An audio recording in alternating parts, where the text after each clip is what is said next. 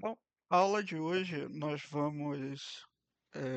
vimos na última aula umas noções sobre probabilidade, eh, como é que que a probabilidade é uma medida que a gente calcula a chance de ocorrência de algum evento associado a um experimento aleatório. Eh, e hoje nós vamos associar esse resultado do experimento aleatório, uma função que ela vai quantificar ou seja, ela vai expressar de forma numérica a, a ocorrência desse evento, tá?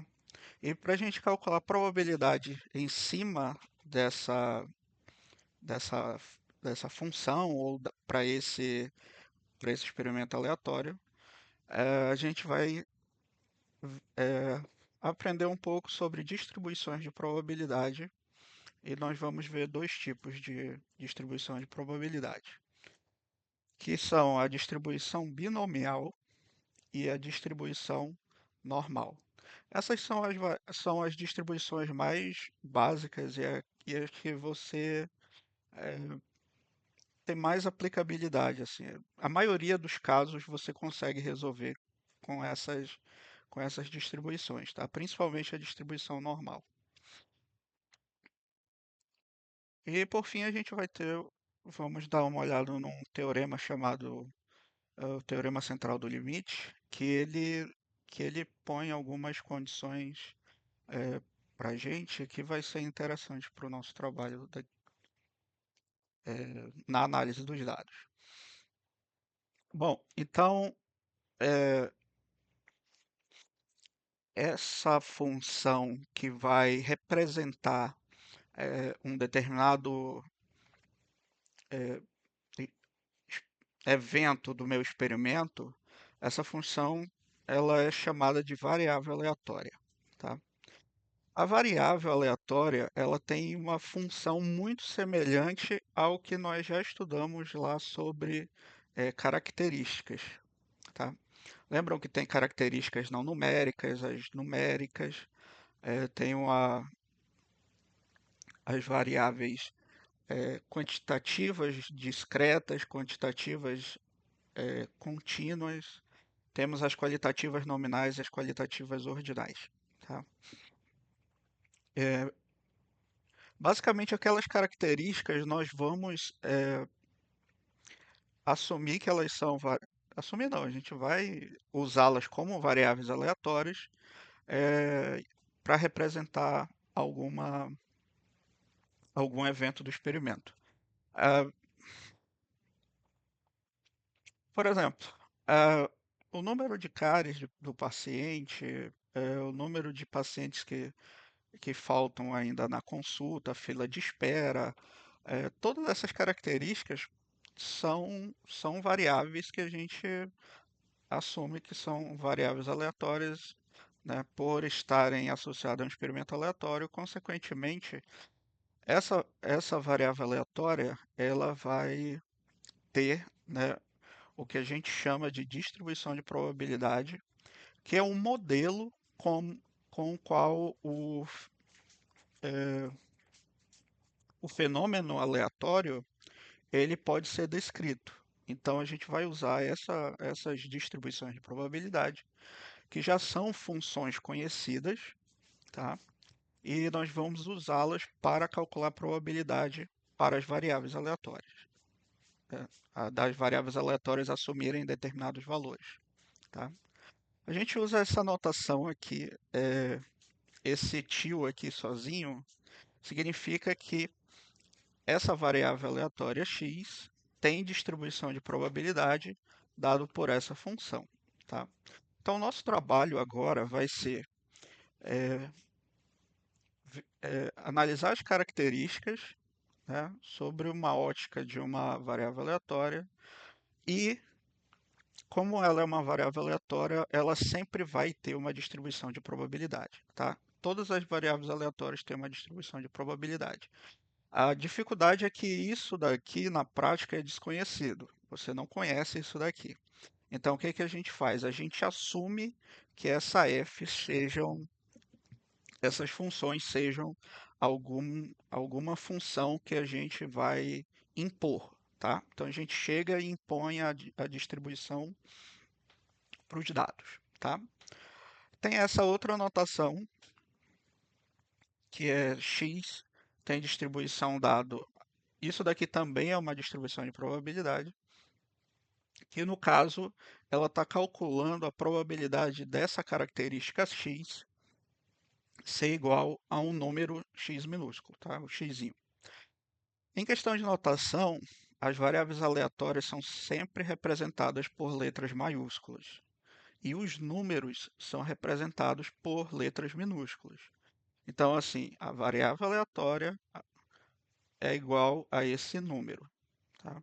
Por exemplo, se x for o número de cáries de um paciente,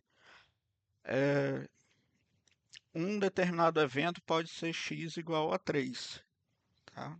E aí eu calculo probabilidade sobre isso acontecer, certo? É,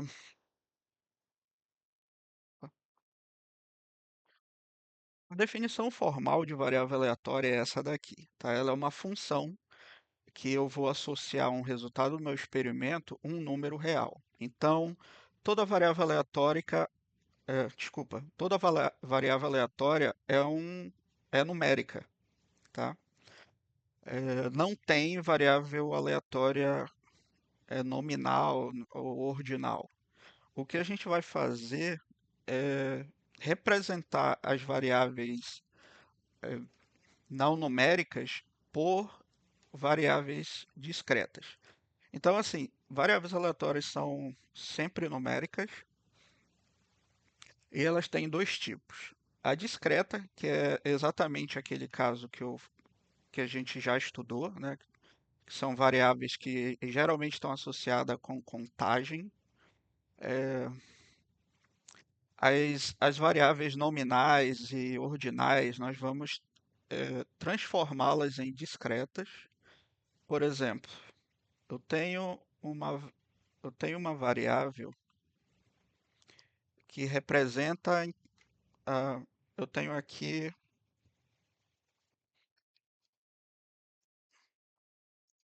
por exemplo, uma escala de dor do paciente após um tratamento.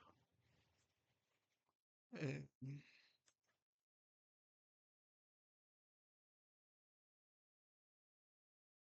Então eu tenho aqui, o paciente ele pode apresentar muita dor, uma dor regular, uma dor esperada, ou pouca dor em relação ao experimento. Bom, como as variáveis aleatórias elas são números, o que que a gente faz? A gente vai representar esses valores não numéricos por números. Então esse daqui vai ser, por exemplo, o número um. Esse daqui, o número 2 e o número 3, tá? Então a gente vai atribuir números para essas variáveis, para essas variáveis não numéricas. Um outro caso, por exemplo, é se o indivíduo faz a escovação todos os dias. Pode ser um sim, pode ser um não, tá? Nesse caso aqui é uma variável nominal porque não tem uma ordenação. Essa primeira tem uma ordenação. Então posso atribuir aqui, por exemplo, um para sim e zero para não. Então, o que a gente vai observar são coisas do tipo: o paciente um disse que teve pouca dor, o paciente 2 teve muita dor, o paciente 3 teve pouca dor, o paciente 4 também, o paciente 5 disse que teve uma dor dentro do esperado, uma dor regular, tá? Então, a gente vai observar as características assim. Apesar de a gente transformar isso daqui em números, a gente não pode chegar, por exemplo, e calcular uma média disso daí, porque ela não vai fazer sentido, tá?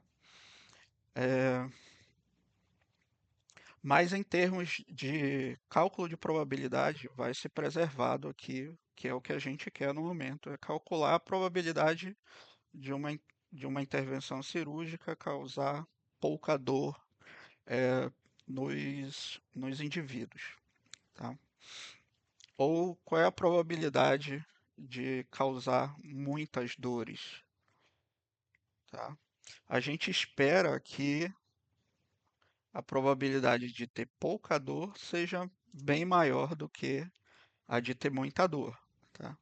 Então, a probabilidade vai nos ajudar a entender como é o processo aleatório, né, do nosso fenômeno. A medida de probabilidade vai, além de nos fazer entender como é o comportamento, ela vai nos dar suporte a uma decisão. Por exemplo, eu, eu crio um novo tratamento, mas que mesmo com anestesia, a probabilidade de pessoas que tiveram muita dor é muito maior do que as que tiveram pouca dor ou uma dor regular, ou tiveram pouca dor ou tiveram uma dor regular. Então, assim, se é um procedimento que causa muito desconforto, eu posso preferir um outro tratamento, né, alternativo, para não causar tanta dor no meu paciente, tá? Então, as probabilidades vão servir para a gente tomar esse tipo de decisão, ok?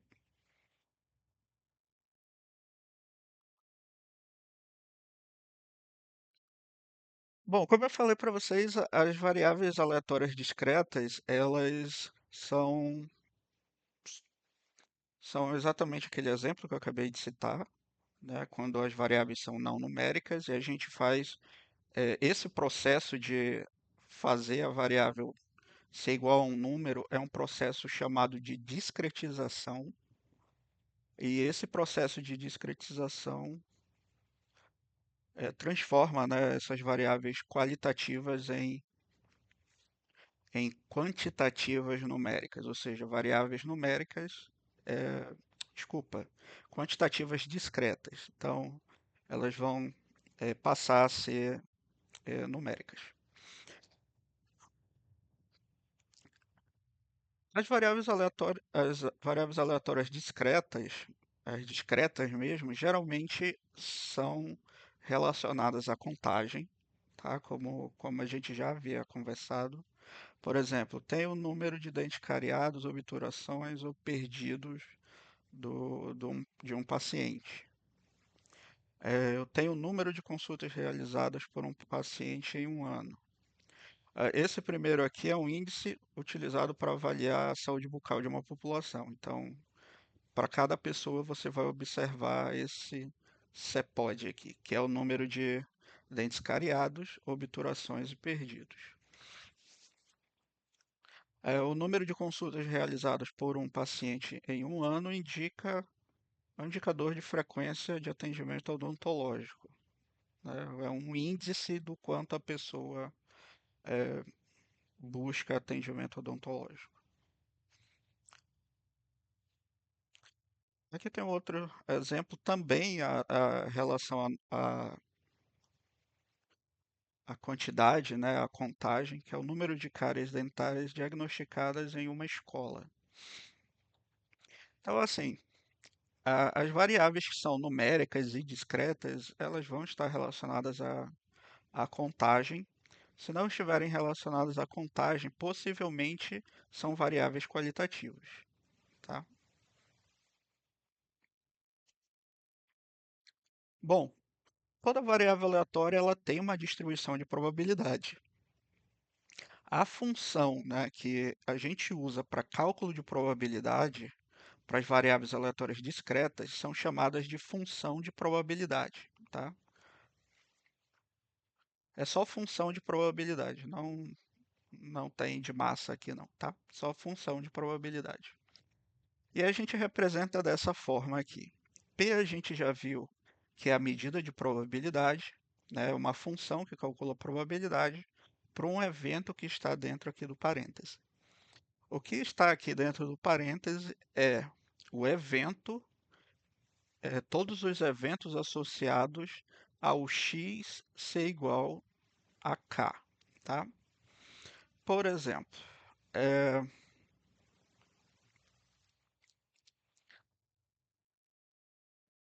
se eu tenho essas pessoas aqui no meu experimento aleatório, digamos que eles sejam né, uma amostra, né? Digamos que seja uma amostra real. Se eu quero calcular a probabilidade eh, de ser igual a 1, tá? X ser igual a 1, ou seja, o nível da dor é muito pouca, é muito pequena, tá? O que que significa X ser igual a 1? Significa que aconteceu dentro do meu experimento, o primeiro indivíduo disse que sentiu muita dor, o segundo indivíduo disse que não teve pouca dor, o terceiro teve pouca dor, o quarto também teve pouca dor e o último, o quinto, não teve pouca dor. Então, x igual a 1 significa que eu tive essas três pessoas na minha amostra de 5, né, onde elas têm, né, responderam pouca dor. E elas são três pessoas de um total de 5. Então, por isso, a gente pode aproximar essa probabilidade como sendo 3/5. Tá? Intuitivamente, a gente já faz isso daqui. A gente olha para cá, qual é a probabilidade de ter muita dor? Um quinto. De ter uma dor normal, um quinto também. Pouca dor, 3/5, tá? Mas o que vocês devem perceber é que esse evento que eu estou escrevendo aqui em termos de uma variável aleatória, ele representa um evento que você vai observar, né, que pode ser observado do fenômeno, oriundo da população. Já as variáveis contínuas, elas assumem valores dentro de qualquer subconjunto dos números reais, tá? E aqui a gente tem mais variáveis, uma maior diversificação de variáveis. Por exemplo, o tempo de duração de um procedimento odontológico é uma medida de tempo, tá? Esse tempo ele está definido nos reais positivos, ou seja, ele pode demorar 1 segundo quando pode demorar 1000 segundos e a gente não sabe quanto tempo pode demorar. Então, por ele estar definido dentro, né, de um subconjunto dos reais, que é os reais positivos, o tempo é uma variável aleatória discreta. Oh, desculpa, gente. É uma variável aleatória contínua, tá? A maioria de todas as variáveis físicas, como distância, altura, peso, pressão, qualquer medida de força, tudo vai ser variável aleatória contínua, tá? Porque elas vão estar definidas dentro dos números de algum subconjunto dos reais. Aqui tem um exemplo interessante, é que o nível de dor relatado pelo paciente é algo de 0 a 1, tá? Isso daqui é interessante porque a, a gente consegue associar níveis de uma determinada variável dentro de um intervalo. Esse intervalo recebe o nome de escala, tá? Essa escala, em geral, quando ela é representada dessa forma aqui que eu mostrei para vocês, quanto maior a intensidade, maior o número, é chamada de escala de Likert, que é você discretizar, né, algo que não pode ser medido, que é o nível de dor, a gente não consegue medir facilmente do paciente. Então a gente precisa de uma resposta subjetiva do paciente. E aí a gente acaba transformando essa variável dentro dessa escala. Originalmente essa variável ela não é contínua, mas por fazer a aplicação dessa escala, a gente transforma em algo contínuo, tá? Mas geralmente isso daqui é, não é um método tão adequado, tá? É, porque eu vou mostrar mais para frente para vocês, mas o porquê seria que os métodos usando variáveis contínuas, elas não são tão adaptáveis para esse tipo de cenário, tá? Bom, aqui outro exemplo é de uma medida de força, né? Pressão arterial de um paciente após um tratamento odontológico. Essa medida, ela está dentro dos números reais, então ela é contínua, tá? Diferente das discretas, na discreta eu consigo calcular a probabilidade da, da variável assumir um determinado valor, k. Para as contínuas eu não consigo fazer isso. Eu não consigo calcular essa probabilidade, tá? Porque a gente pensa o seguinte, é, se a minha variável está definida dentro de um subconjunto dos reais, esse subconjunto é um conjunto infinito. Então, a probabilidade de x ser igual a k, por exemplo, ela vai ser sempre zero, porque eu ficaria ali com, se fosse algo, é, se eu quisesse calcular a probabilidade como a gente fez aqui, ó, o número de elementos que eu tenho no meu evento sobre o total de possibilidades, né, de eventos possíveis, para variáveis contínuas, esse denominador aqui, que é o número de eventos possíveis, seria infinito. Consequentemente, qualquer que seja o número aqui dividido vou colocar aqui dividido entre aspas, tá? Por infinito, ele é igual a zero, tá? É só vocês imaginarem que pegam um número aqui qualquer e que ele seja dividido por um número muito grande. E quanto mais você aumentar esse denominador, menor vai ser essa fração, essa razão aqui, tá? Então, intuitivamente a gente consegue perceber que isso daqui vai tender para zero, essa razão vai tender para zero. Então, o que que a gente consegue calcular para variáveis aleatórias contínuas? A gente vai calcular a probabilidade delas assumirem valor em um determinado intervalo. E eh, aqui eu estou mostrando a probabilidade dessa característica x está entre A e está entre B. Por exemplo, o tempo de duração do procedimento, que é aqui x, qual a probabilidade dele estar entre 30 minutos e 1 hora? E aí a gente consegue calcular essa probabilidade. Eu não coloquei aqui como a gente calcula a probabilidade porque é, não é uma medida tão simples, mas a gente consegue usar o computador, né, para fazer esse cálculo de probabilidade para a gente. O que a gente precisa prestar atenção nessas duas situações é que as distribuições de probabilidade, que existem tanto para as discretas quanto para contínuas, elas precisam ser o mais adequados possíveis para aquele experimento. As distribuições de probabilidade para variável contínua são chamadas de função densidade de probabilidade, tá? E é com essas funções que nós vamos conseguir calcular essas probabilidades.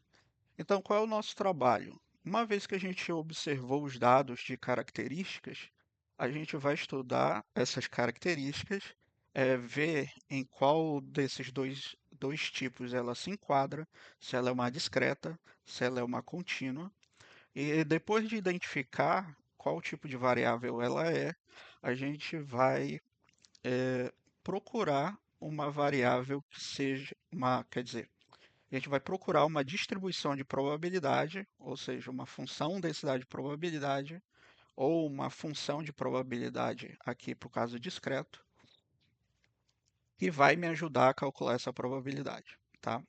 Então, o segredo aqui e a parte, é, o segredo para se fazer uma boa análise estatística é o quão bom é o modelo que você está assumindo para esse cálculo de probabilidade e o quanto ele é adequado para o que você está estudando, tá? Por exemplo, eu não consigo usar funções que são para variáveis aleatórias discretas para calcular probabilidades em variáveis aleatórias contínuas. E o contrário também, tá? Eu não consigo usar uma função. Então, a primeira coisa é identificar, é, após identificar qual é o tipo de variável, aqui a gente vai ter um grupo de funções que são para variáveis discretas e um grupo de funções para variáveis contínuas.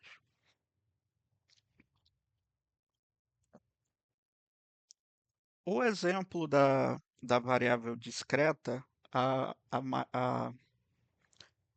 a distribuição que é mais conhecida, que é a mais usada, é é a distribuição para quando eu quero calcular frequência ou a frequência da ocorrência de um evento que eu tenho interesse em em um experimento, em uma amostra. Algo como a gente fez aqui. Então, por exemplo, eh, eu vou propor uma medicação, tá?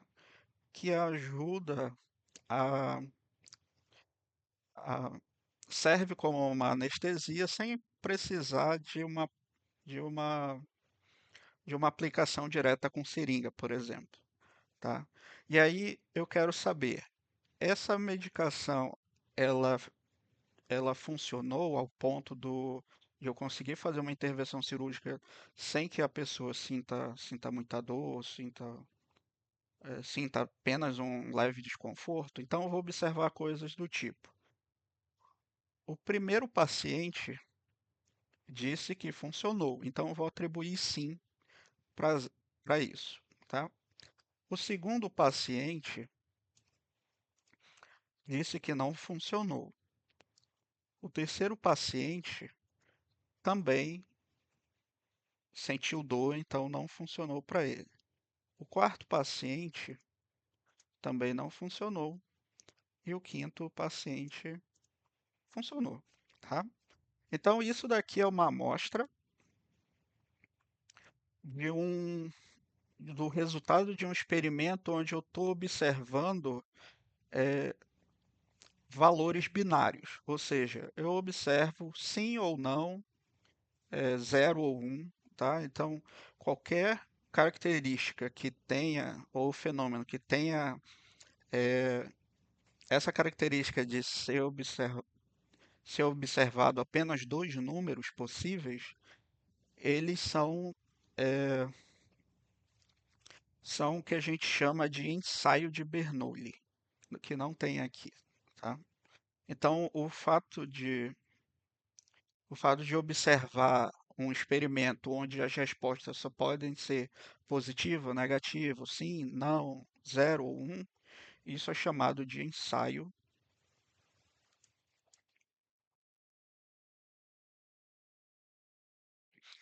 de Bernoulli. O ensaio de Bernoulli veio em homenagem ao matemático, à família, na verdade, de matemáticos muito relevantes, família Bernoulli, onde um deles fez o experimento de lançar moedas eh, 10 mil vezes para conseguir calcular a probabilidade precisa de sair cara e coroa, tá? Nessa época, não existia ainda um conceito de distribuição de probabilidade, nem de variável aleatória, nem nada. Então, a forma que eles encontravam para fazer eh, esses cálculos de probabilidade era observar vários, várias ocorrências, né, vários, várias observações de um experimento. E aí, os experimentos né, da cara e coroa só tem dois resultados possíveis, então ele ficou conhecido como ensaio de Bernoulli. Quando eu tenho eh, uma característica y, que ela vai ser eh, o número de pacientes que sentiram dor, ou seja, a medicação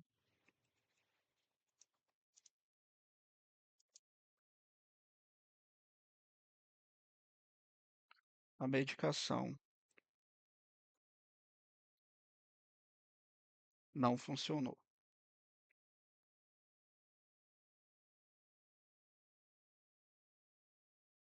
Ou poderia ser o contrário, tá? O número de pessoas que a medicação funcionou. Pode ser qualquer um dos dois, tá?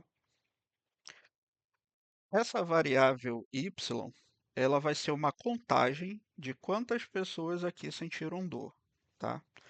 Nessas 5 pessoas aqui, 3 disseram que sentiram dor. Então, aqui no caso, essa observação de y é igual a 3. Se a gente conseguisse fazer vários ensaios desses, né? E de fato, na verdade, se a gente considerar cada pessoa dessa como sendo um ensaio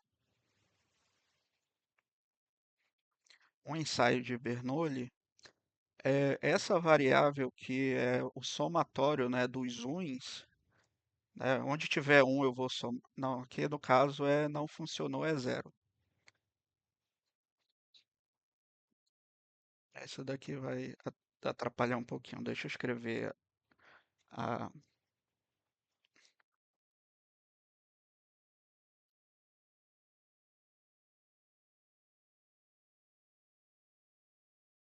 a medicação funcionou, tá? Nesse caso aqui, o número um ele vai representar eh, o resultado positivo e o zero vai representar o negativo. Então aqui y seria a soma de todos os positivos, que é 2, tá? O número de uns que eu tenho aqui é igual a 2. Então, eh, cada pessoa dessa é tida como sendo um ensaio de Bernoulli. Quando eu replico o ensaio de Bernoulli várias vezes, essa nova variável, que é o número né, a contagem de positivos, ela vai ter distribuição binomial, que é essa daqui, tá? Então, a distribuição binomial ela está associada a uma variável aleatória que ela contabiliza o número de sucessos dentro de n repetições do meu experimento. Então, aqui tem um erro, tá? Faltou o tio aqui. Deixa eu colocar isso porque ele é importante.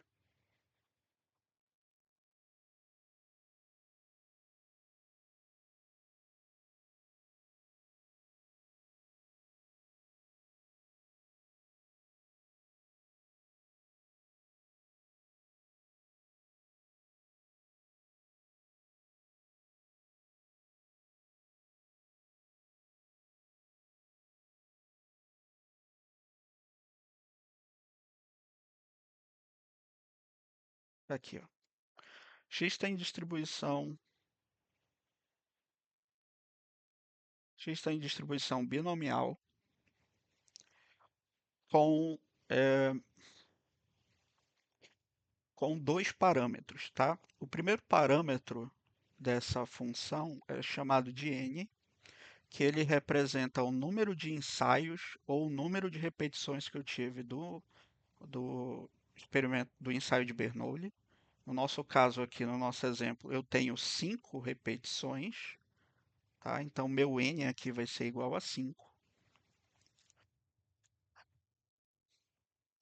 E aí a função de probabilidade para essa variável aleatória vai ser dada por essa expressão aqui, tá? Isso daqui é bem semelhante, é, totalmente semelhante ao binômio de Newton, tá? Então eu quero calcular a probabilidade de x ser igual a um determinado k. É, o k ele pode assumir valores igual a zero, ou seja, eu tenho nenhum sucesso. Pode ter um único sucesso, posso ter até no máximo n sucessos, tá? Então x é uma variável que assume valores zero, um, 2, 3 e assim até n, tá? Então ela vai de zero até n.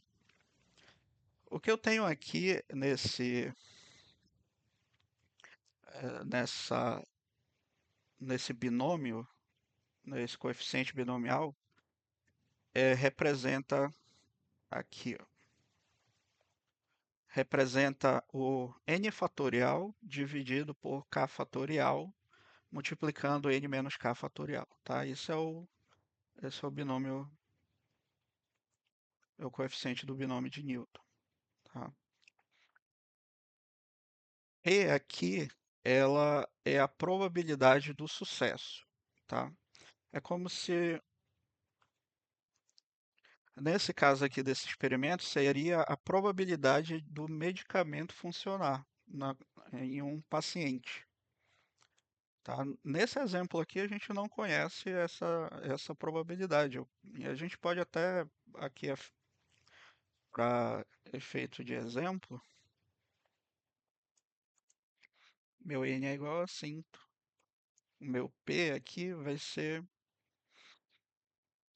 igual a 0,87, tá? Isso daqui é a probabilidade da medicação funcionar, né, dentro de um paciente. Então aqui, ó, onde eu tenho p elevado a k, é, é a probabilidade do sucesso multiplicada k vezes, onde k aqui é o número de valores, né, eh, de ensaios positivos, ou seja, eu observei o sucesso, número de sucessos.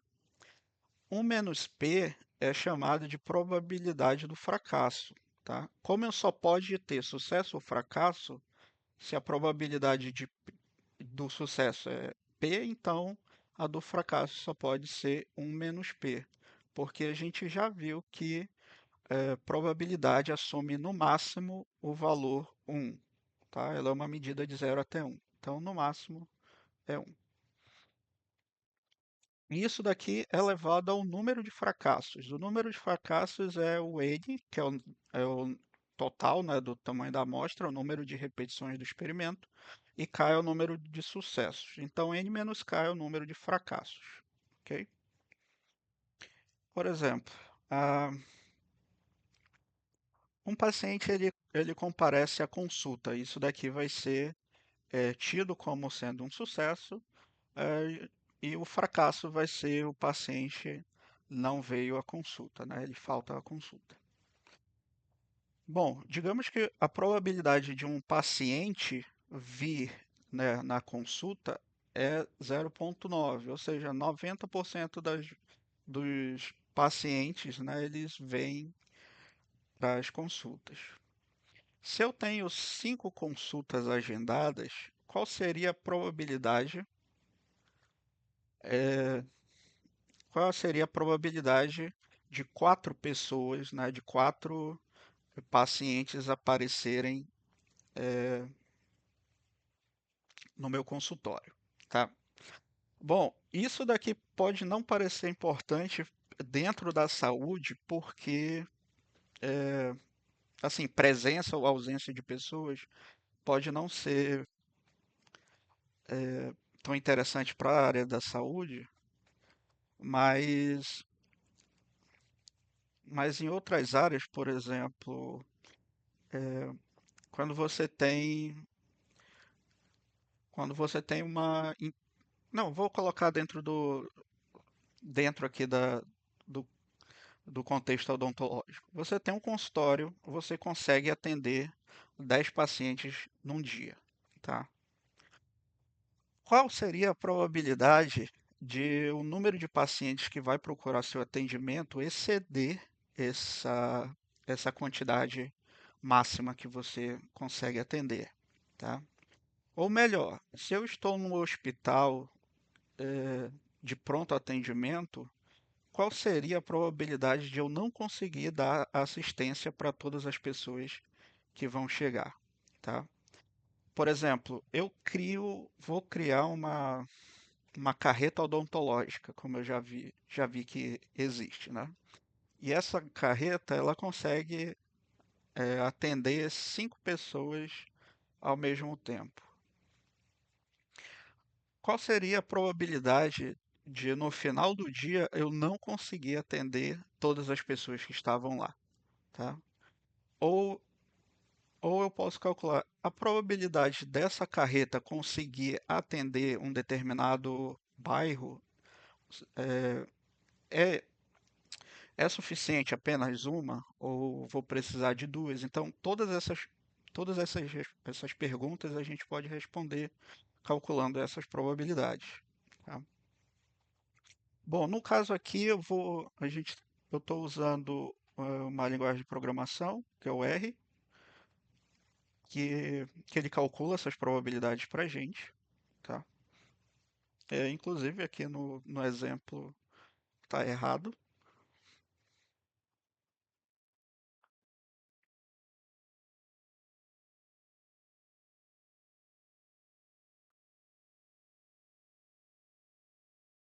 Então, é, no software eu consigo calcular a probabilidade, né, para um N, no caso aqui foi 5 consultas agendadas. A probabilidade do sucesso P é 0,9 e a probabilidade que eu quero calcular é ser igual a 4, tá? Então a probabilidade de x ser igual a 4 é 0,32805. Essa é a probabilidade é, dos 5 dos 5 comparecerem, ou dos 4 dos 5 comparecerem, tá? E aqui tem o cálculo da probabilidade para todos os números possíveis desse exemplo. Por exemplo, a probabilidade de não vir ninguém é uma probabilidade muito pequena, próximo de zero. A probabilidade de vir um único paciente também é muito pequena. A probabilidade de vir 2 pacientes também é muito pequena. Você só tem probabilidades mais relevantes aqui a partir do 3. Vir 3 pacientes, que é um pouquinho menos do que 0,1. A de vir 4 foi a que nós calculamos, que é de 0,33 aproximadamente. E aqui de vir todos os 5, a probabilidade é muito alta. Então, por exemplo, se você vai se preparar para esses 5 pacientes e todos eles vão fazer um tratamento que você requer um preparo, né, antes do atendimento, né, esterilização de instrumentos, separação dos instrumentos, tudo mais. Então, se você tem esse cenário aqui, a probabilidade de vir 4 ou 5 é muito alta. Então, nesse caso, você pode se preparar para fazer até cinco procedimentos, tá? Agora, se essa probabilidade fosse pequena, e aí a gente já poderia, por exemplo, Deixa eu mostrar aqui para vocês.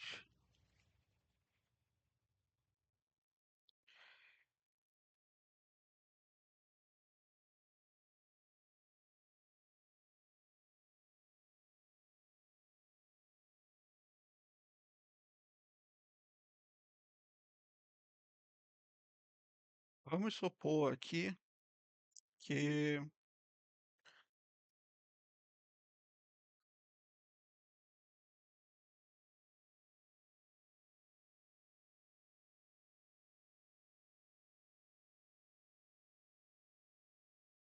a probabilidade das pessoas comparecerem é 50%, tá?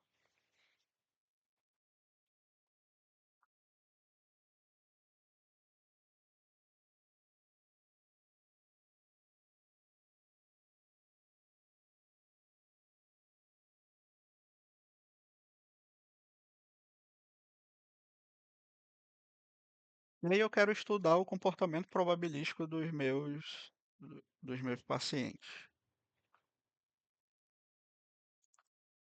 Então, o que a gente vai ter aqui é a probabilidade de vir só um é zero. É muito pequena, tá? Tá abaixo de 5%. A, a de vir um paciente é acima de 15%. Eu vinha dois pacientes, ouvi três, é, cada um é 30% a chance. Então, se eu somar, ficaria a probabilidade de vir dois ou três de 60%, tá? Ou seja, da maioria, né? É, mais de 50%. Agora, agora vi muitos pacientes, vi em todos os pacientes, essa probabilidade é pequena. Então, o que que eu faço? Se eu tenho que me preparar para os procedimentos e esse procedimento tem custo, por exemplo, a esterilização ela não é um processo simples. Então, você tem, você tem eh, custos associados a essa esterilização. Se o comportamento dos teus pacientes, né, ou o comportamento dos pacientes do hospital é esse daqui, você não precisa se preparar para as 5 cirurgias, porque a probabilidade de vir os 5 é muito pequena. Você vai se preparar para atender 2 ou 3 pacientes, tá? E é assim que a gente usa a probabilidade na tomada de decisão. Eu vejo aquilo que tem maior probabilidade de ocorrer e eu vou buscar resolver esse problema, tá bom? Porque a probabilidade de ficar fora desses dois pontos aqui seriam muito pequena. Então a gente pode, quer dizer, pelo menos é menor, né? Não é pequena, é 40%. Mas a gente pode.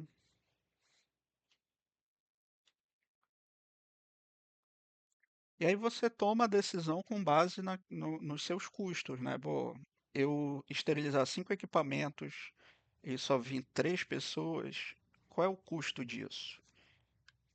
E qual é o custo de eu só esterilizar três, né, grupos de instrumentos para 3 pacientes e vir os 5 pacientes? Qual seria o custo, por exemplo, se eu tivesse que remarcar? Então você faz essa ponderação com base no custo e aí você toma a decisão em relação à probabilidade. Probabilidade aqui está te dizendo para se preparar para até no máximo 3 pacientes.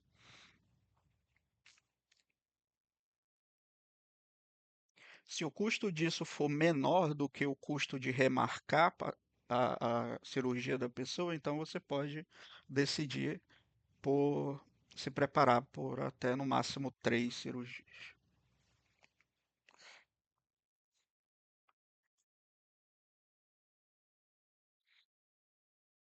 Bom, e essa é a distribuição binomial, tá?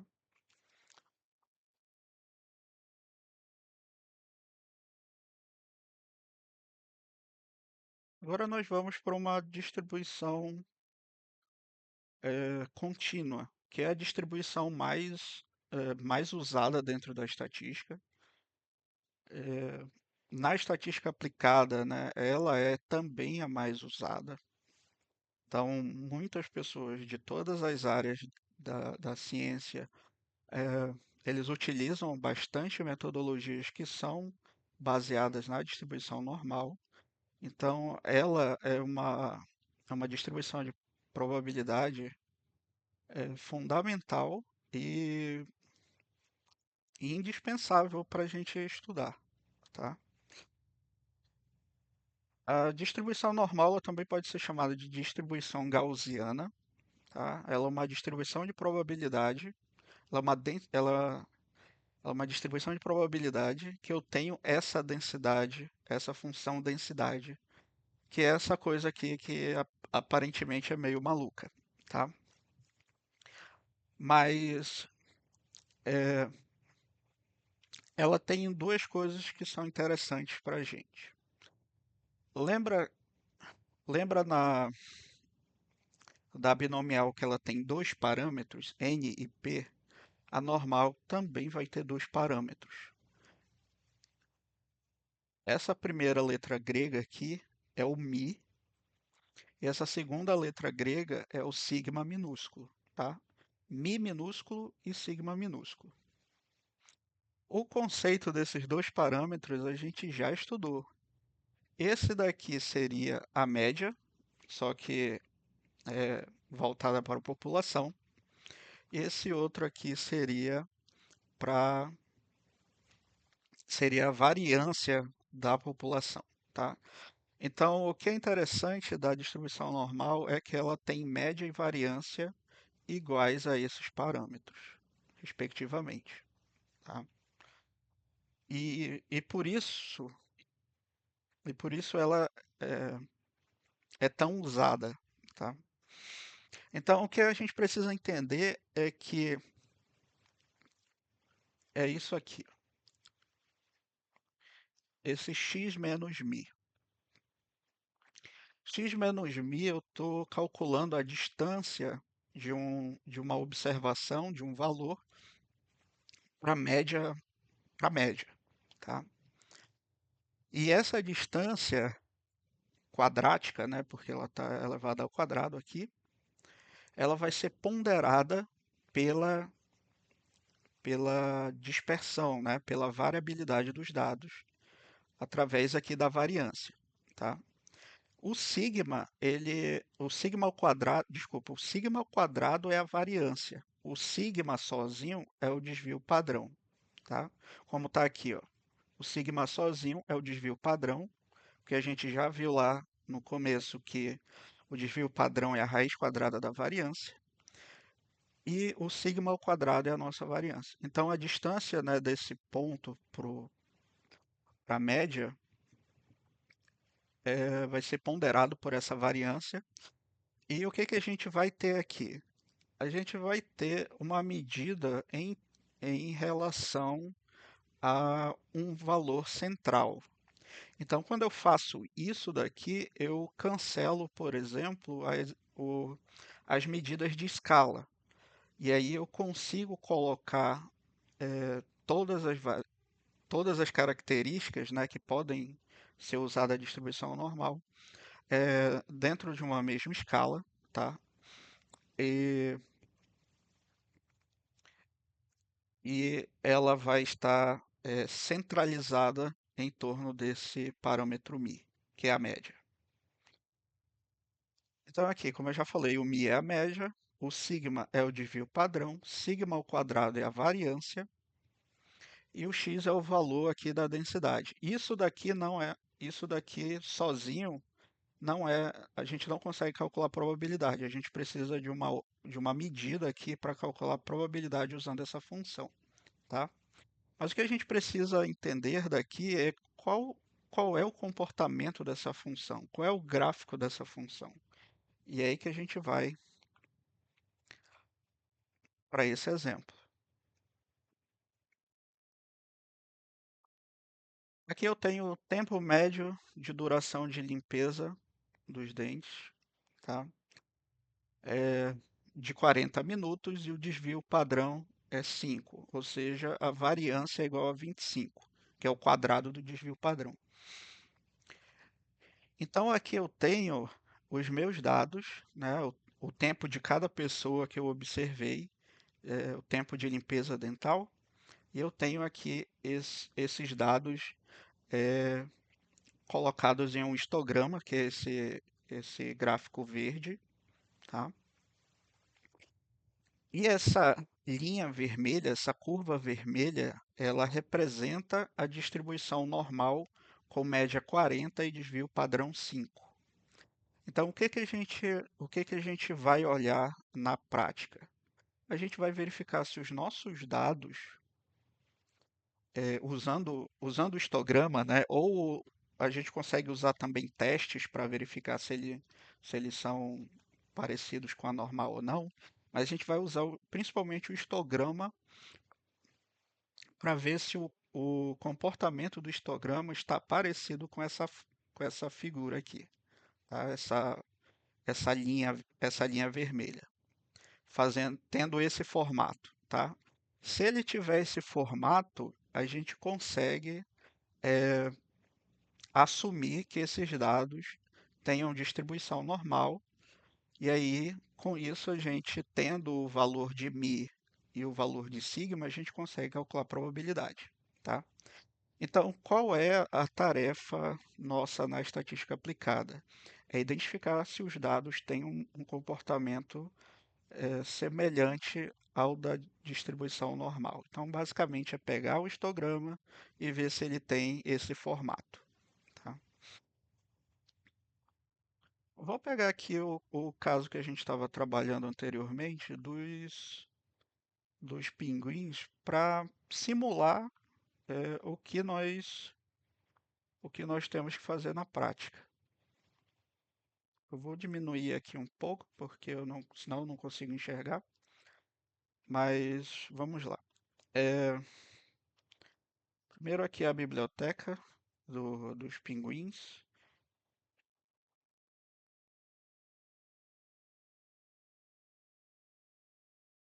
Depois eu vou chamar aqui de DB o, o conjunto de dados dos pinguins.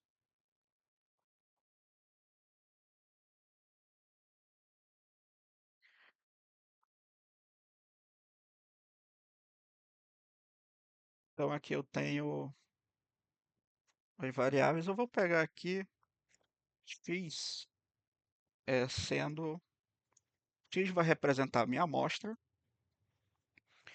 Eu vou pegar aqui o comprimento do bico, que é dB,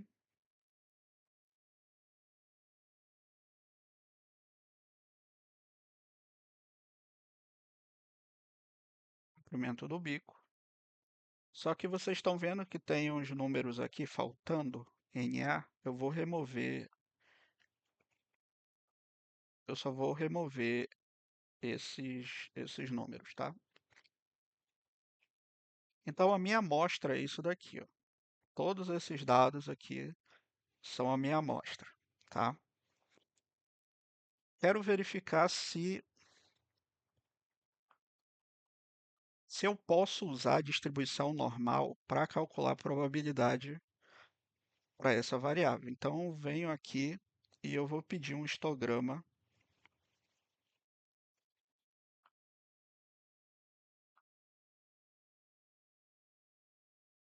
Vou pedir um histograma dessa minha amostra.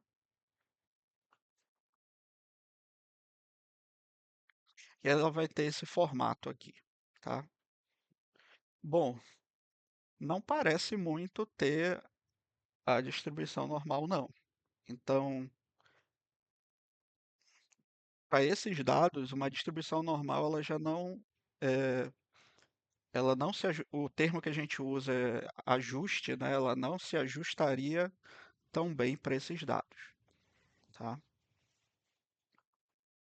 Vamos ver outra variável. Vamos ver, por exemplo, o peso.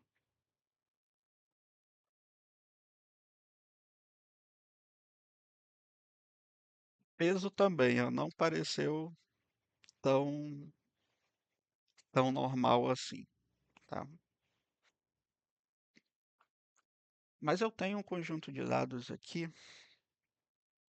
vou chamar de Y, que vocês vão gostar porque ele vai ter exatamente o que a gente está procurando.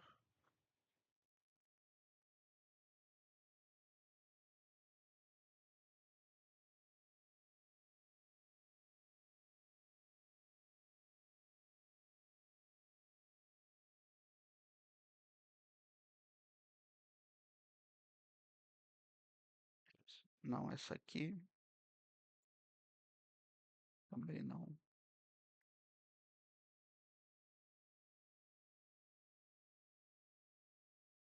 Ué, nenhuma teve. Deixa eu ver. Essa também não. Ah, essa daqui, tá? Essa daqui ficou bem parecida com a da distribuição normal, tá? Então, nessa daqui seria adequado a gente assumir distribuição normal para os dados, tá? E agora o que que a gente faz na prática, tá? Eu quero calcular a probabilidade, eu quero calcular a probabilidade aqui dos meus pinguins. Eu tendo aqui, né, vou pegar a primeira variável que a gente viu, que era o comprimento do bico. A gente já já observou que isso daqui não tem como a gente usar a distribuição normal, tá? Mas se mesmo assim eu quero usar a distribuição normal, como é que eu vou proceder? Primeiro a gente precisa calcular a média.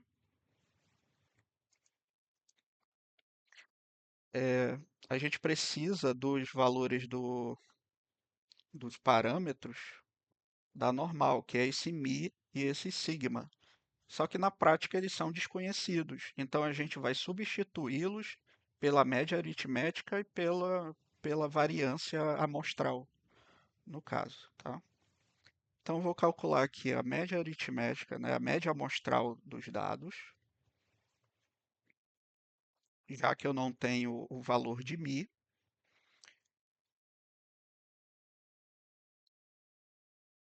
e a minha variância,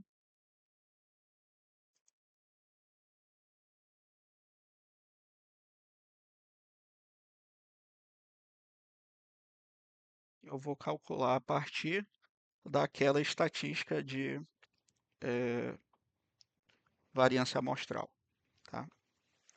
E aí a gente vai substituir isso e calcular a probabilidade. Então, aqui no R a gente calcula a probabilidade da normal usando a função pnorm.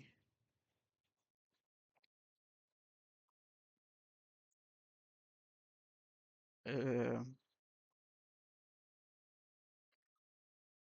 de um valor aqui que eu ainda vou colocar, e com a média igual à média amostral que a gente calculou lá em cima, e o desvio padrão aqui vai ser a raiz quadrada da variância que a gente calculou aqui em cima nos dados também, tá? Então, olhando aqui para o comprimento do bico, se eu não me engano, isso aqui está em milímetros. Eu quero calcular, por exemplo, a probabilidade dos meus pinguins terem no máximo 50 milímetros de bico. Então, eu vou colocar aqui o 50 e ele vai me dar essa probabilidade, que é 0,8672. Tá? Então, na prática, o que que a gente faz? A gente verifica se os dados têm distribuição normal, quer dizer, se eles têm um comportamento semelhante ao da distribuição normal. Se tiver, a gente impõe a distribuição normal para modelar os dados, se ajustar aos dados, e a gente calcula a probabilidade a partir da média amostral e da variância amostral também, tá? E disso daqui, desse procedimento simples, surgem 90% das metodologias estatísticas, tá? Só que é, eu consegui calcular a probabilidade, mas será que essa probabilidade está me representando a realidade? Por exemplo, se eu calculasse a eh,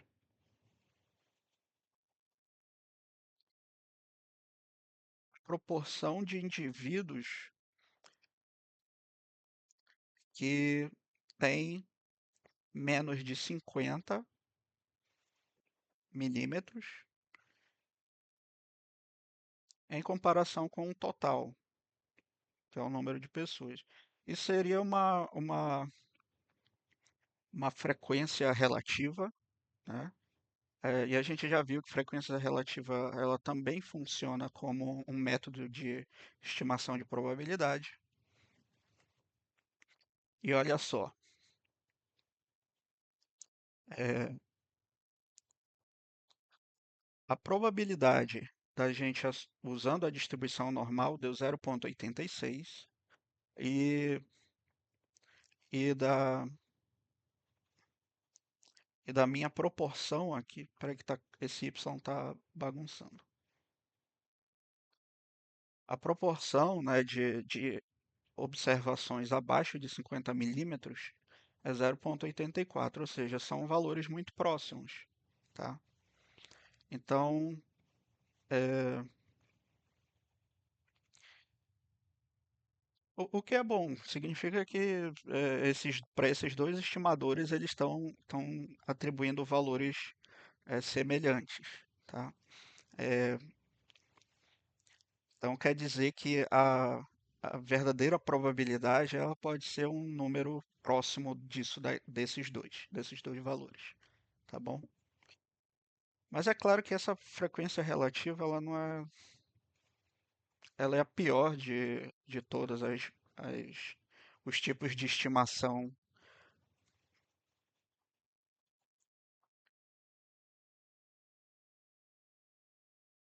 É o pior dos tipos de estimação de probabilidade, tá? A gente usa mais esse método aqui mesmo, tá? Mas para a gente verificar eh, se os meus dados se ajustaram, né, eh, bem à distribuição normal, a gente usa um método bem simples que é a comparação do histograma dos dados com a, aquela curva vermelha que a gente viu no outro gráfico.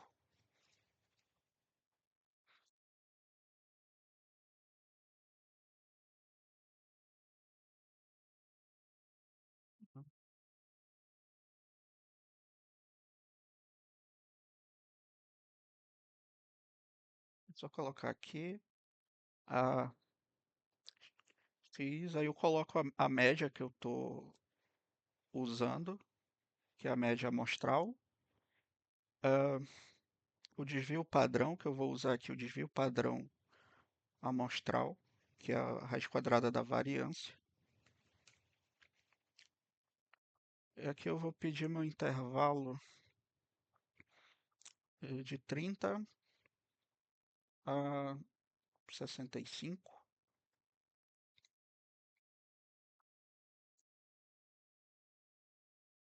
ou uma cor vermelha. Vou colocar uma espessura,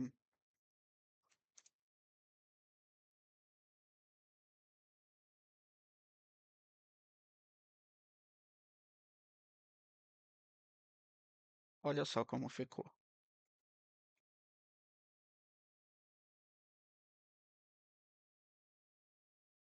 Vou ajustar aqui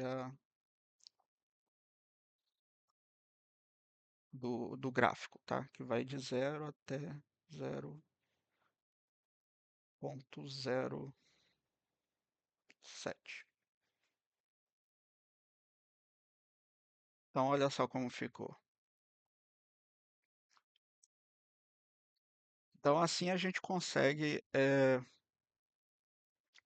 ver se os nossos dados eles estão próximos do que seria o ajuste pela distribuição normal. O que que a gente vê aqui, ó? Nessa região, eh, eu estou atribuindo muita probabilidade, já a distribuição normal, que é a linha vermelha, baixa probabilidade, tá? Essa probabilidade ela está relacionada com o que a gente chama de densidade. Densidade é o valor daquela f de x. Então, assim, a f de x, a densidade aqui dos meus dados nessa região aqui é bem maior do que o da distribuição normal. E isso é ruim, tá? Porque eles teriam que estar mais próximo dessa linha vermelha.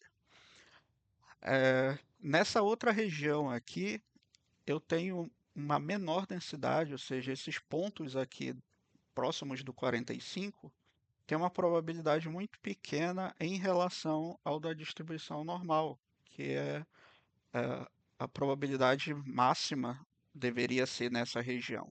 Então, essa região aqui, ela não está descrevendo os dados de forma correta, e essa outra região aqui também os dados não estão eh, sendo descritos de forma correta pela normal. Então,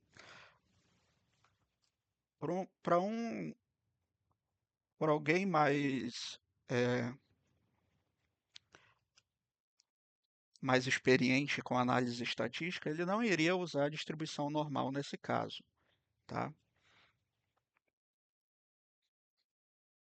Ele procuraria uma outra distribuição para esses dados. Mas como a gente só conhece a distribuição normal, a gente vai usar a distribuição normal. Vamos ver aqui para aquela outra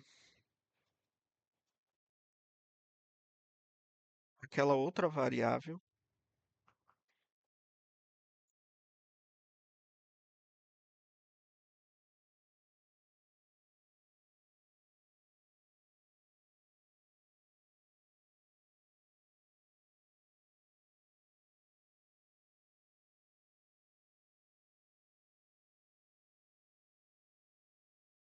é um outro conjunto de dados,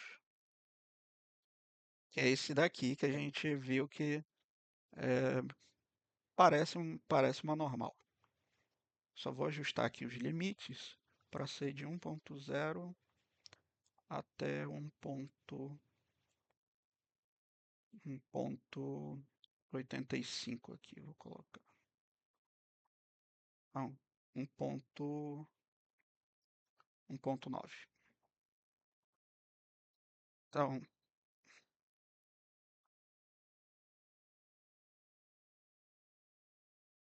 só tirar isso. Então, tá aqui os meus dados, as minhas densidades.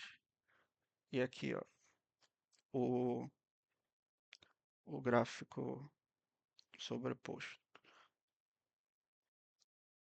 Olha só. Se essa figura andasse só um pouquinho aqui para a esquerda, ou desculpa, se os meus dados, né, que é esse histograma aqui, tivesse um pouquinho mais para a direita, ele ia se encaixar perfeitamente na distribuição normal. Mas isso daqui está atrapalhando os meus dados. Quem é isso daqui? É os valores extremos, tá? Então, quando a gente olha, os dados parecem ter distribuição normal, é semelhante à da normal. Mas lembram que o- os, os valores extremos eles interferem na média? Como eu estou calculando a média para desenhar essa linha vermelha, então ela se deslocou assim um pouquinho para a direita. Vou tirar esse valor extremo.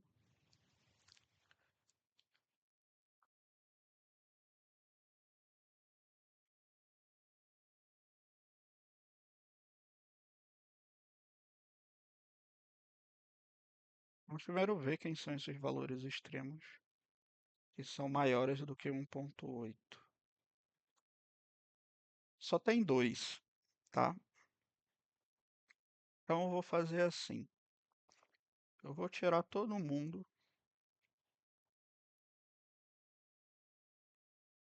Olha só duas observações são suficientes para trazer todo esse problema para a gente.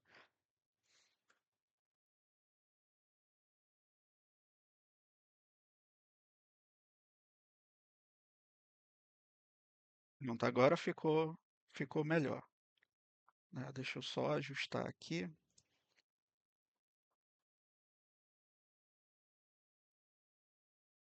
eh, De 1 até 1,8. Pronto, agora já ficou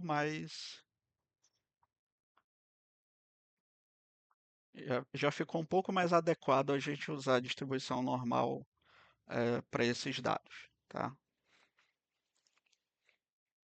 Então, já estão um pouquinho parecidos, mas ainda não tá tão bom, mas,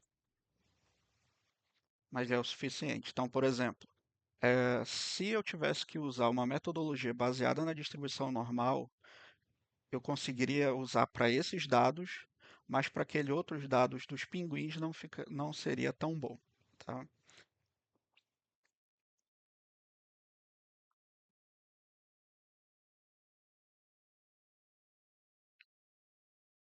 Bom, porque essa distribuição normal é importante. Primeiro, ela é muito fácil de se trabalhar, tá? Muita, muitas de suas metodologias já estão implementadas em, em softwares estatísticos, até mesmo softwares que não são assim voltados para estatística, como por exemplo o Excel.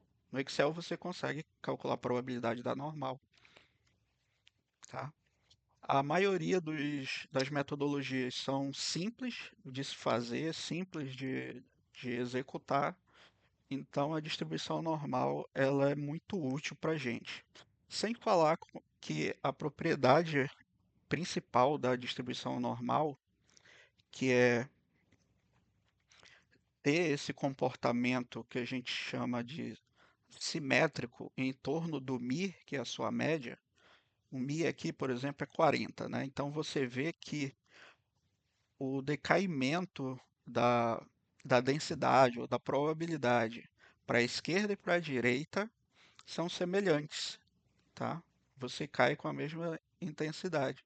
Significa que a probabilidade de você estar muito afastado da média e de você para mais ou para menos seria a mesma, tá? É, a maioria dos fenômenos físicos, eles têm esse comportamento natural, tá? Tem um comportamento simétrico, né, em torno de uma média que podem. É, e aí a gente pode usar a distribuição normal, né, para a maioria desses fenômenos.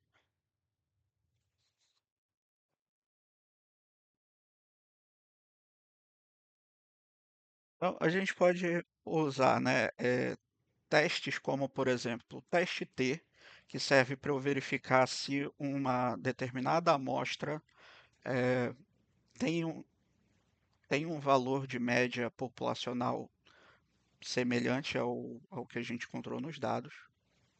Por exemplo, eu consigo, usando o teste T, verificar se eh, o, o fenômeno que eu estou estudando, a partir da amostra que eu tenho, ela é de uma população com média de 40 minutos, tá? Então o teste T ele faz isso, que a gente vai ver um pouquinho mais para frente. A outra metodologia, que é o ANOVA, é, é de análise de variâncias. Ele é um teste para a gente saber se uma variável qualitativa, né, não numérica, ela vai interferir numa variável numérica. Por exemplo, será que a, a quantidade de. Vou pegar aqui esse exemplo. O tempo de cicatrização após uma cirurgia.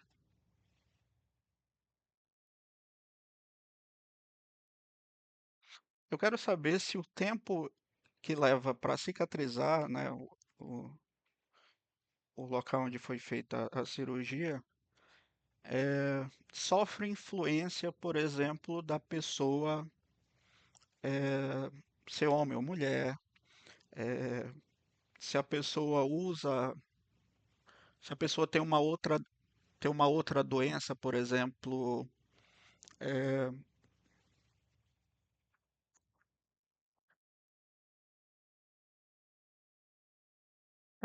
aquelas doenças eu não lembro agora, mas aquelas doenças de sangue onde você tem um tempo de recuperação, né, de cicatrização mais longo do que quem não tem a doença.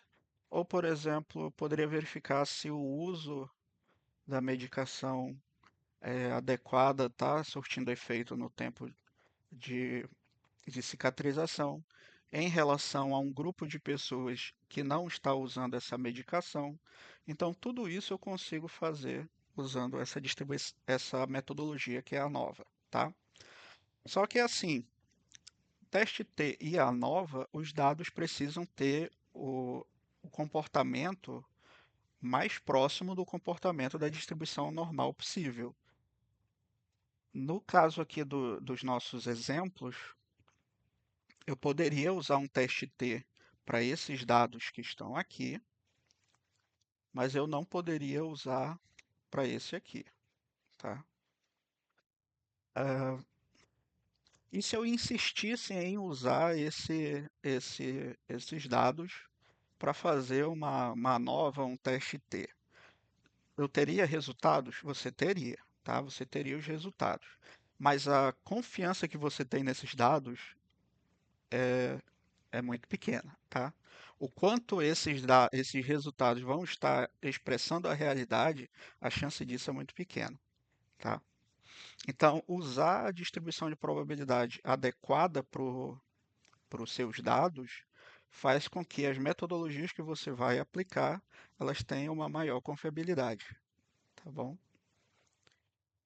Eu acho que até comentei no primeiro dia de aula com vocês que um dos grandes problemas da ciência aplicada atual é o problema do erro do tipo 3, que é você usar uma metodologia corretamente, você analisou os resultados corretamente, mas os seus dados não podem ser analisados a partir daquela metodologia. É exatamente nesse ponto que a gente chega, tá? Para eu usar uma metodologia, eu tenho que garantir que os meus dados sejam o mais próximos possíveis do comportamento da, do comportamento da distribuição de probabilidade que esse método usa, tá? Então, professor, se eu não tiver distribuição normal, eu não consigo fazer a nova? Você consegue usando outras distribuições de probabilidade, tá? Você consegue usar essas metodologias, sim, mas não usando distribuição normal, você usa outras. Outra grande utilidade da distribuição normal na prática é a identificação de possíveis valores que não fazem, que não fazem parte, que tem uma baixa probabilidade de pertencer à população. Aqui sim é aquilo que eu falei para vocês sobre os outliers. Às vezes os outliers eles são valores extremos, tá? Mas nem todo valor extremo é um outlier. Então, a distribuição normal, por ela ter essa característica aqui desse sino, né, dessa figura vermelha, ela atribui probabilidade muito pequena para valores muito distantes da média, ou seja, que esses valores que estão nessas duas pontas que a gente chama, isso aqui a gente chama de cauda, tá? Então aqui, ó, nas duas pontas da cauda dela, a densidade é pequena, consecutivamente as probabilidades de ocorrência também são pequenas. Então, assim, a gente pode usar a distribuição normal para eu definir limites aqui, onde se o valor observado estiver fora desses limites, a probabilidade dele ser um outlier é grande, tá? Ou seja, a probabilidade dele ser dessa população é pequena. Então a gente caracteriza esse tipo de situação como outlier.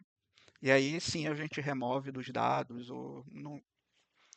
ou ele é muito usado para detecção de falha, principalmente em processos produtivos. Na saúde eu acho difícil usar esse tipo de situação. Mas, por exemplo, se você tem uma variável que representa ali o grau de limpeza após uma metodologia de esterilização, tá? Se os meus instrumentos começam a ter esse índice muito pequeno, né, fora do padrão, a gente começa a dizer que o processo ele está com algum problema e aí ele está causando esses outliers. Geralmente na indústria, quando você começa a detectar três outliers consecutivos, é parado o processo produtivo para avaliação dos equipamentos, tá? Você também consegue fazer isso, por exemplo, eu quero avaliar o, o atendimento dos, dos dentistas da FAO, né, da Faculdade de Odontologia, que atendem o público. E se, por exemplo, eu colocar lá para o paciente dizer uma nota ou eu usar alguma métrica para isso, eu consigo criar esses limites para identificar se eu tenho algum, algum dos profissionais que é, não está tendo o mesmo rendimento ou está trabalhando de uma forma diferente dos demais, tá? Então ele serve para a gente identificar esse outlier é de onde vem aquela expressão o ponto fora da curva. A curva, no caso, é a normal, o ponto que seria aqui, né, que é uma coisa muito diferente da população geral, é um outlier por ter baixa probabilidade de ocorrência.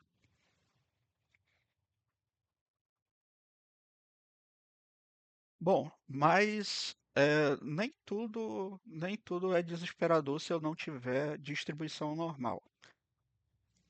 Eu tenho um teorema, que é esse aqui, o teorema central do limite, que ele diz o seguinte: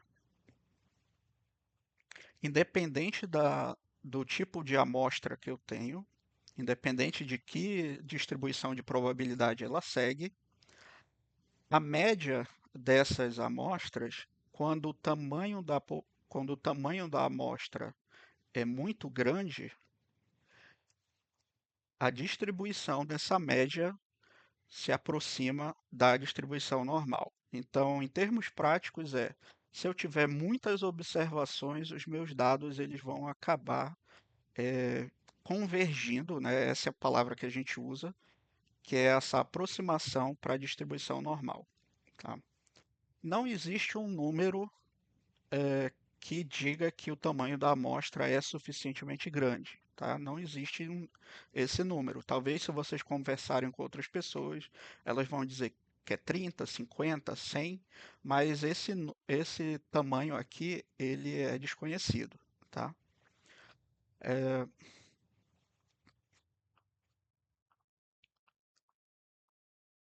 por exemplo, vou mostrar aqui uma aplicação para vocês. Eu vou usar aquela distribuição binomial.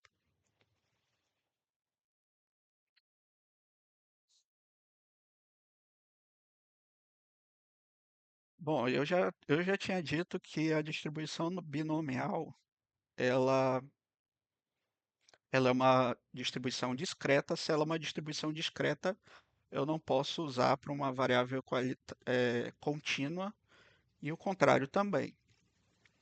Então, se a minha variável x tem distribuição binomial, eu posso usar a distribuição normal. Se você tiver um n muito grande, o teorema central do limite ele garante que você possa usar a distribuição normal, mesmo que a sua variável original seja uma binomial, por exemplo, tá?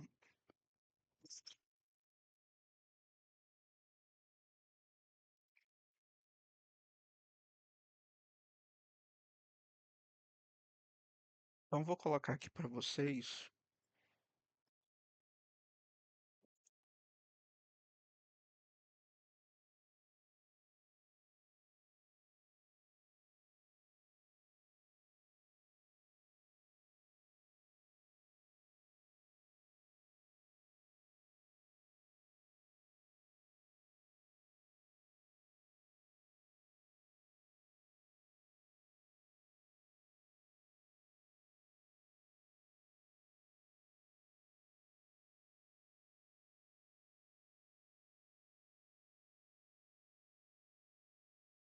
Eu vou aqui usar um processo para gerar observações de uma binomial, tá? Que é R binom.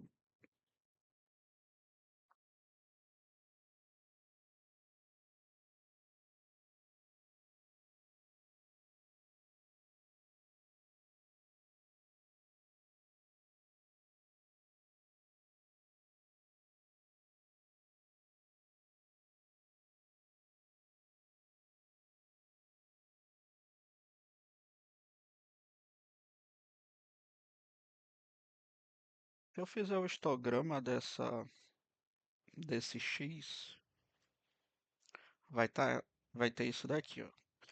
Algo que não parece nada com a distribuição normal. Mas eu vou fazer isso aqui, ó.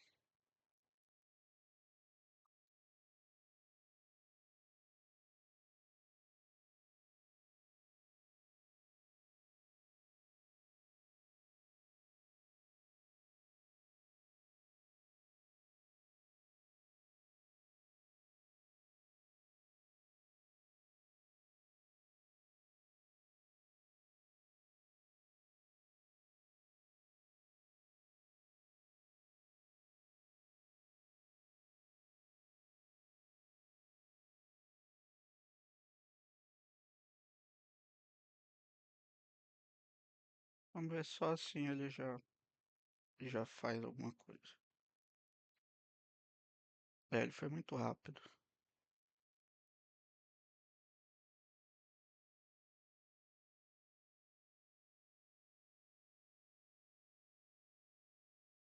Queria que ele fosse um pouco mais demorado.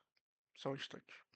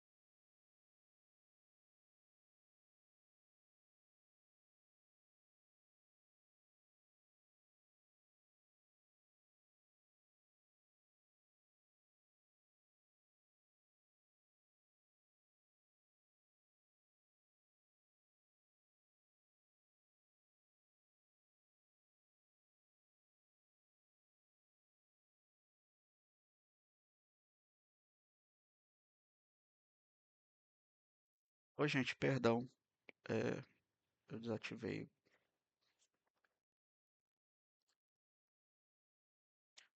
Obrigado por me lembrar, ter me avisado. Bom, o que eu estou fazendo aqui é uma simulação para usando uma outra distribuição, que é exponencial,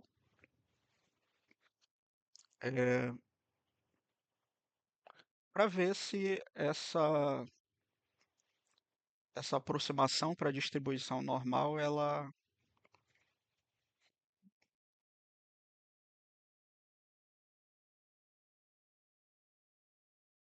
é boa ou não, tá?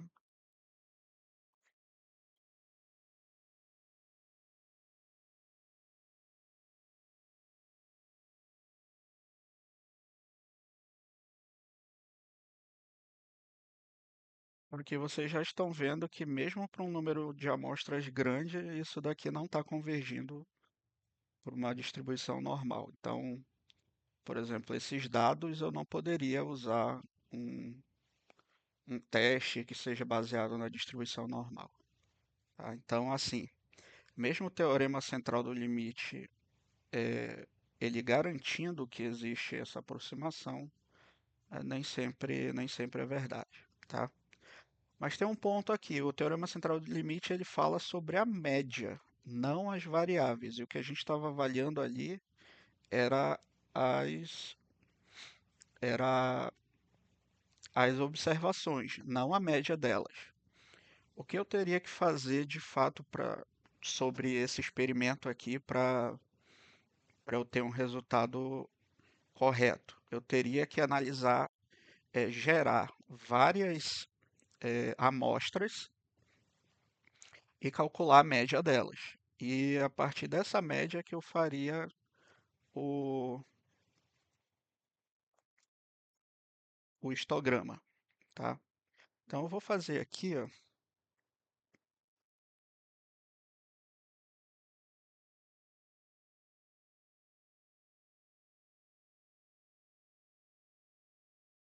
colocar um J aqui,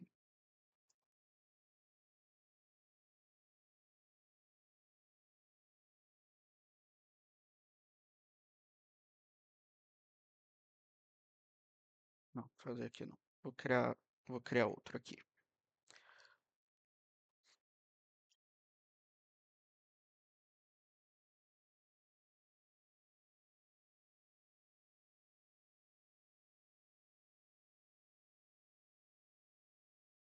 Vou pegar aqui da binomial,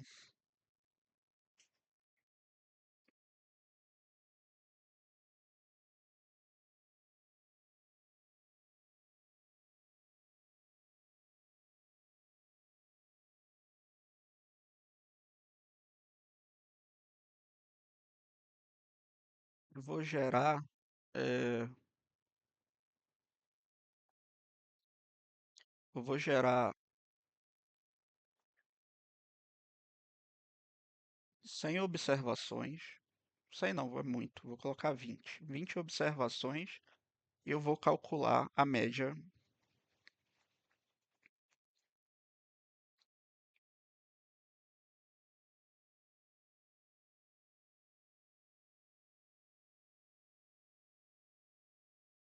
Eu vou gerar aqui os números e calcular a média, tá? Calcular a média.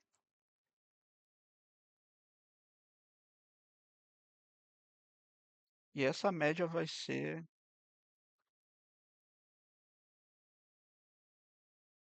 uma observação que eu vou fazer o histograma em cima.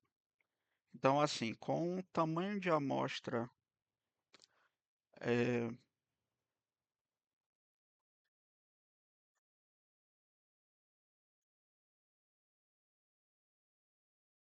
vou colocar aqui, tamanho de amostra 20, como é que vai ficar o meu... Ó, com 20, a média ainda não convergiu, tá?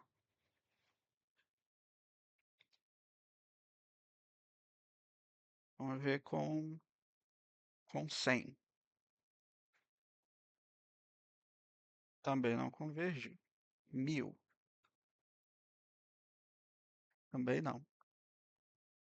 10.000, também, também não, né? Então, assim, é, isso na prática é muito difícil de acontecer, tá? Mas muita gente usa esse argumento do teorema central do limite para usar os métodos que são baseados na distribuição normal para tudo, tá? Então, assim, como vocês acabaram de ver agora, mostrei outros exemplos também que nem sempre esse é o caso, nem sempre o comportamento dos dados pode ser usado a distribuição normal, tá? Eu estou falando bastante sobre isso porque eu quero que vocês tenham a noção de que quando forem fazer uma análise, né, um projeto de pesquisa, ou forem ler um artigo, vocês tenham isso em mente, que nem sempre pode-se usar um método baseado na função normal. Mas a boa notícia é que a maioria das vezes você vai encontrar dados que você consegue aplicar a distribuição normal e resolver o problema, tá? Então, não fiquem preocupados, porque mais de 90% das vezes você vai ter dados que vão conseguir serem analisados pela distribuição normal, porque ela é uma distribuição muito flexível para os dados, e ela é uma distribuição que ela consegue descrever muitos fenômenos naturais, tá? Bom, então isso são as nossas é o que estava proposto falar sobre as variáveis aleatórias, sobre as distribuições de probabilidade, variáveis aleatórias contínuas e discretas, a distribuição binomial, a distribuição normal e a apresentação do teorema central do limite. Tá bom? Então, nós encerra a aula aqui. Ah, tá aqui as referências. Tem esse livro que não é muito bom. Prefiro que vocês usem aquele livro que eu mandei para vocês, que eu falei, né, na primeira dia de aula, que é a Estatística Básica do Bussab e do Moretti. É, e outra referência aqui desses slides é o uso do chat GPT. É claro que tinha algumas coisas que eu precisei corrigir, mas foi muito proveitoso ter usado o chat GPT.